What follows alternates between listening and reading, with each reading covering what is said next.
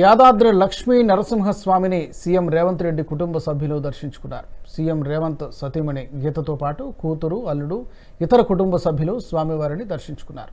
గర్భాలయంలో ప్రత్యేక పూజలు చేశారు. అనంతరం వారికి ఆలయ అర్చకులు వేద ఆశీర్వాదం అందించగా అధికారులు తీర్థ ప్రసాదాలు అందజేశారు.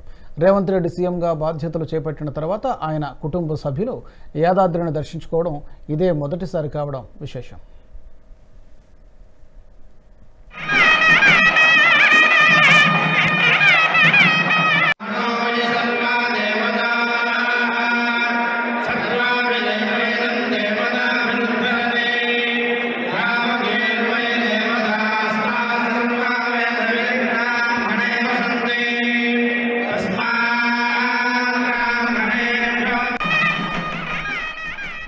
ఈ వీడియో మీకు నచ్చినట్టయితే లైక్ చేయండి, 10 మందికి షేర్ చేయండి. అలాగే కామెంట్ల రూపంలో మీ అభిప్రాయాలను మాతో పంచుకోండి. Nationalist hub group of channels ను సబ్స్క్రైబ్ చేసుకుని తెలుగునాట జాతీయవాద జర్నలిజాన్ని ప్రోత్సహించండి. ఈ వీడియో కింద ఉన్న బెల్ ఐకాన్ పై క్లిక్ చేయడం మర్చిపోవద్దు.